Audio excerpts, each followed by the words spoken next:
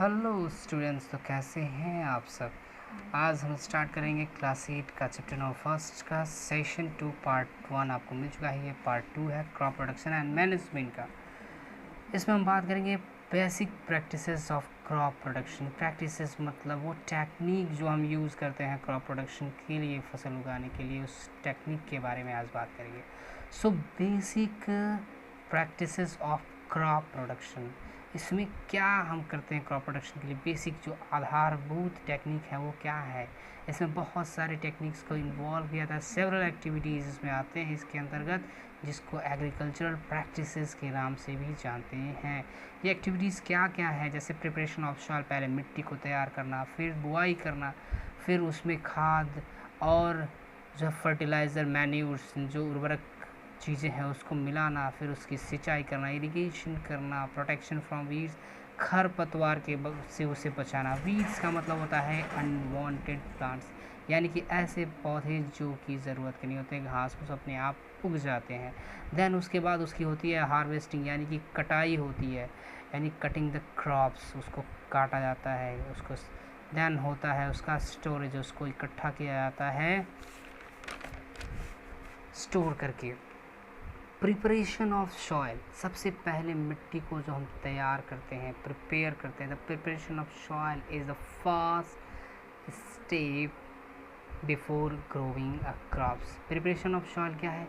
मिट्टी को तैयार करना, वो फसल उगाने से सबसे पहले का काम होता है, पहला स्टेप होता है। One of the most important task is to turn the soil and loosen it. सबसे पहला काम होता है कि मिट्टी को जोत के उसे ढीला करना। क्यों ज़रूरत पड़ता है मिट्टी को ढीला करने की? वाई द सॉइल इज लूजन, क्यों करते हैं, उसके बेनिफिट्स क्या क्या है? तो बेनिफिट आइए हम बात करते हैं उसके बेनिफिट की। लूजन करने से सबसे पहला बेनिफिट क्या होता है कि ये अलाउ करता है roots to penetrate deep into the soil, ताकि जो जड़ें हैं, पौधे की जड़ें हैं, वो ज़मीन के नीचे तक, मिट्टी में नीचे तक जा सके, अपनी पकड़ बना सके। सेकंड बेनिफिट्स क्या होता है? This लूजन soil help in the growth of earthworms and microbe. जो सूक्ष्म जीव हैं, जो अर्थवॉर्म्स, केचुए हैं, जो कि फ्रेंड्स ऑफ फार्मर्स कहते हैं, वो क्या कर सकें, वो अपनी, ताकि मिट्टी अगर मिट्टी सख्त है तो उनका ब्रीडिंग नहीं हो सकता है, अगर मिट्टी लूज़ है तभी वो अपनी ब्रीडिंग कर सकते हैं। दैट्स वाई वो सॉइल के अंदर प्रेजेंट हो, उनकी बढ़ोतरी हो उसमें। Then third benefit is loosening the soil brings the nutrients rich soil to the top or so that plant can use nutrient. जो नीचे माइक्रोब्स या फिर जो भी लूजनिंग ऑफ सॉइल के बेनिफिट्स के बारे में बात करते हैं। लूजनिंग ऑफ सॉइल्स क्या करता है? वो जो नीचे की मिट्टियाँ होती हैं, थर्ड पॉइंट ये है कि जो नीचे की मिट्टी होती है, जो उर्वरक मिट्टी होती है, जिसमें न्यूट्रिएंट्स होते हैं, उसको ऊपर लाता है ताकि प्लांट्स उसका यूज़ कर सके। अब अपना टॉपिक आता है टिलिंग एंड प्लॉविंग। टिलिंग एंड प्लॉविंग, जुताई, निराई, गुड़ाई, ये प्रोसेस खेत में बीज को बोने से पहले किया जाता है ताकि मिट्टी ढीले हो सके।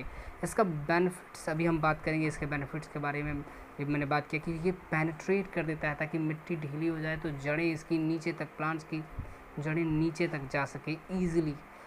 इस प्रोसेस में क्या होता है कि मिट्टी को लूज़ किया जाता है, ढीला किया जाता है। जो मिट्टी सख्त हो जाती है, बैठ जाती है, उसको लूज़ किया जा सकता है। इसी ही टिलिंग और प्लॉविंग कहते हैं। ये एक प्लॉ के ज़रिए किया जाता है, यानी कि एक हल के ज़रिए। पहले एंशिएंट टाइम में और बहुत पहले के लोग लकड़ी के प्लॉ का यूज़ करते थे, जिसके आगे लोहे का एक कील जैसा ट्रायंगुलर शेप में एक लगा होता था, शार्पन। आज के डेट में आयरन के कल्टीवेटर्स यूज़ हो रहे हैं जोतने के लिए ट्रैक्टर्स में। कभी कभी मैन्यूर्स को ऐड करने के लिए, यानी कि खाद को, गोबर को ऐड करने के लिए खेतों में प्लॉ का यूज़ किया जाता है। बीज बोने से पहले उसको टिलिंग किया जाता है ताकि वो मैन्यूर्स अच्छे से सॉइल में मिक्स हो सके। दैट्स वाई, इसीलिए। और अगर खेतों में नमी नहीं है तो बीज को बोने से पहले सॉइल को मॉइस्चर देने के लिए उसमें कभी कभी वाटरिंग कर देना पड़ता है। अगर उसमें मॉइस्चर है तो पानी देने की कोई ज़रूरत नहीं होती है। प्लॉविंग होता है फील्ड में, have big pieces of soil called the crumbs. Crumbs मतलब होते हैं बड़े बड़े टुकड़े, ढेले, मिट्टी के बड़े बड़े लोथड़े, जो जोतने के दौरान उखड़ते हैं ज़मीन से, वो बड़े बड़े ढेले के जैसे खेतों में हो जाते हैं, वो अनइवन होते हैं, उसमें सीड्स बराबर एक लेवल में सोविंग नहीं हो सकती है। दैट्स वाई उनको बारीक करने के लिए, उनको छोटे छोटे पीसेस में तोड़ने के लिए हम प्लैंक का यूज़ करते हैं, ताकि वो जो ढेले हैं, मिट्टी के लोथड़े हैं, वो टूट के उस प्लैंक से, गांव में हेंगा उसे बोलते हैं, हेंगे का यूज़, लकड़ी के भारी लोथड़े भी होते हैं, टुकड़े भी होते हैं, बांस को जोड़ के, जो बम्बू होता है उसको जोड़ के उसका प्लैंक बना के भी यूज़ किया जाता है। जहाँ मजबूत मिट्टी होती है उस पर लोग चढ़ के ट्रैक्टर के पीछे उस ढेले को बराबर करते हैं, उस क्रम्स को तोड़ते हैं स्मॉल पीसेस में। उसके बाद उस खेत की लेवलिंग होती है लेवलर के यूज़ से। उसकी लेवलिंग इसलिए होती है ताकि इरिगेशन के टाइम में, जब उसकी खेत की सिंचाई हो, जब उस खेत की निराई गुड़ाई हो, तो वो जो ज़मीन है, जो लैंड है, जो फील्ड है, वो एकदम फ्लैट रहे, वाटर इरिगेशन के टाइम में चारों तरफ इक्वल स्प्रेड हो सके।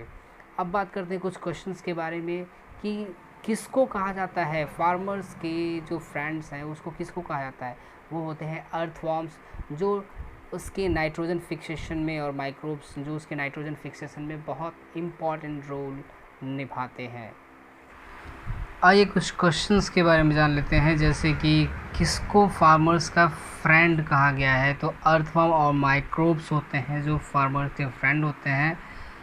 माइक्रोब्स और अर्थवॉर्म्स मिलके नाइट्रोजन फिक्सेशन करते हैं, मिट्टी को उर्वरक शक्ति प्रदान करते हैं, जिसकी वजह से प्लांट्स डेवलप होते हैं उस सॉइल में।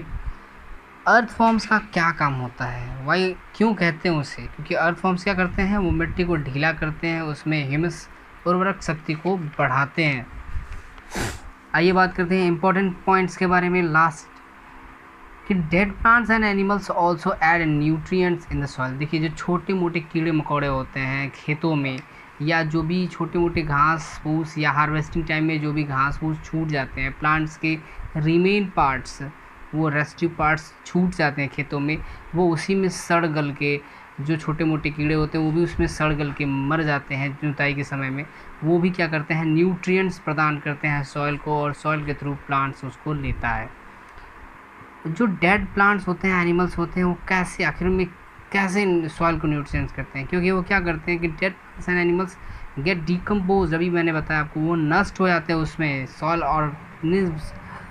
सो the various nutrients held in the dead organism are the release in the soil. वो क्या होते हैं, उनमें बहुत सारा नाइट्रोजन और बहुत सारे ऐसे माइक्रो न्यूट्रिएंट्स होते हैं जो प्लांट को चाहिए होते हैं, इसलिए उर्वरक शक्ति बढ़ाते हैं उसमें मर के, उसमें सड़गल के, क्योंकि छोटे छोटे जो लीव्स भी होते हैं प्लांट के, उसके अंदर भी न्यूट्रिएंट्स होते हैं जो उसमें जुताई के समय दब जाते हैं मिट्टी में और वो सड़ते हैं, जिसके वजह से प्लांट्स को न्यूट्रिएंट्स मिलते हैं। वो डेड प्लांट्स क्या करते हैं, मैंने एक डायग्राम बनाया है, डेड प्लांट्स जिस पे माइक्रोब्स रिएक्ट करते हैं, यानी जो डेड प्लांट्स होते हैं या डेड एनिमल्स होते हैं, जो छोटे छोटे कीड़े, डेड इंसेक्ट्स होते हैं, उसको छोटे छोटे सूक्ष्म जीव जो मिट्टी के अंदर होते हैं उसे सड़ाते हैं, गलाते हैं, उसे जो है न्यूट्रिएंट्स में कन्वर्ट करते हैं, और वही न्यूट्रिएंट्स रिलीज़ होता है, मिक्स होता है सॉइल के साथ, और उसको प्लांट्स लेते हैं। तो आज हम लोगों ने जाना कि लूजनिंग ऑफ सॉइल का क्या बेनिफिट है, और